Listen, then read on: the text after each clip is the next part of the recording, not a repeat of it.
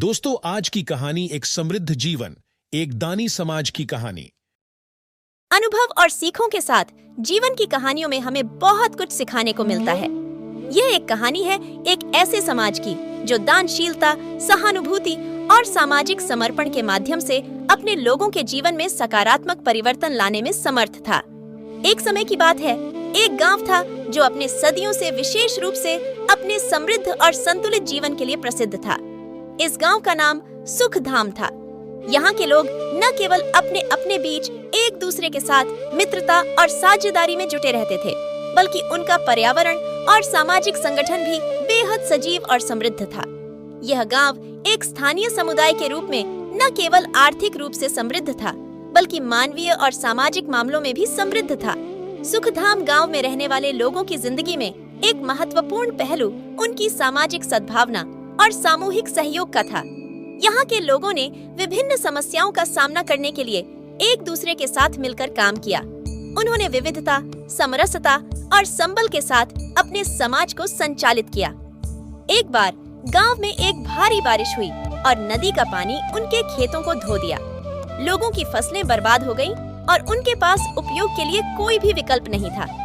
इस समस्या का सामना करते हुए सुखधाम के लोगों ने मिलकर एक सामूहिक योजना बनाई।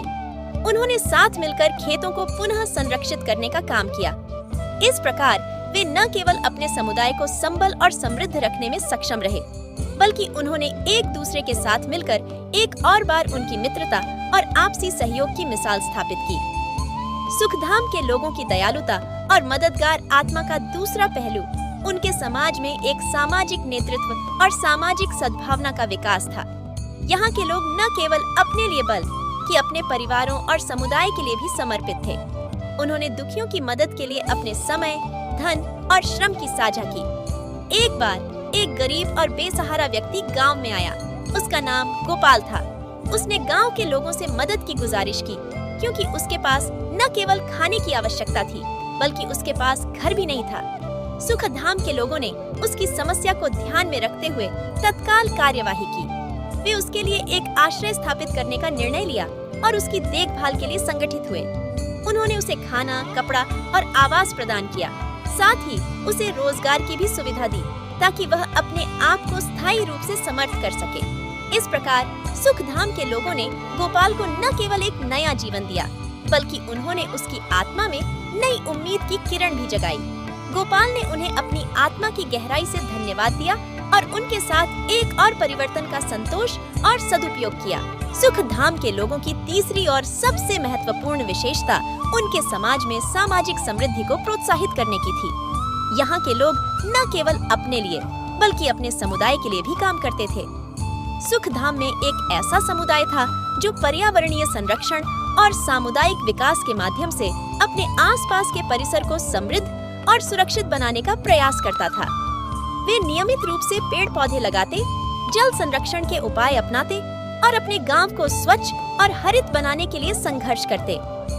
सामाजिक संघर्ष के दौरान सुखधाम के लोगों ने अपने समाज के सभी सदस्यों को साथ लेकर एक साझेदारी बनाई। उन्होंने गांव के विभिन्न क्षेत्रों में शिक्षा, स्वास्थ्य और विकास के क्षेत्र में योजनाएं आयोजित की, जिससे समाज के हर व्यक्ति को विकास के अवसर मिले। सुखधाम में सामाजिक, आर्थिक और पर्यावरणीय प्रगति के लिए एक शक्तिशाली और प्रभावशाली संगठन था। यहाँ के लोग न केवल अपने आप को संचालित करने में सक्षम थे, बल्कि वे अपने समुदाय के लिए भी एक नेतृत्व भूमिका निभाते थे। उन्होंने समृद्धि, समाज सेवा और सामुदायिक विकास के लिए निरंतर प्रयास किया और उन्हें सामूहिक रूप से सफलता प्राप्त हुई। सुखधाम की इस कहानी से हमें यह सीखने को मिलता है कि एक समृद्ध और सशक्त समुदाय का निर्माण सिर्फ एक व्यक्ति या एक समूह के द्वारा नहीं किया जा सकता, बल्कि यह एक समूह के सभी सदस्यों के संयम, समर्पण और सहयोग का परिणाम होता है। यहाँ के लोगों ने समाज के समर्थन, साझेदारी और मदद के माध्यम से अपने समुदाय को एक बेहतर और समृद्ध भविष्य की दिशा में अग्रसर किया।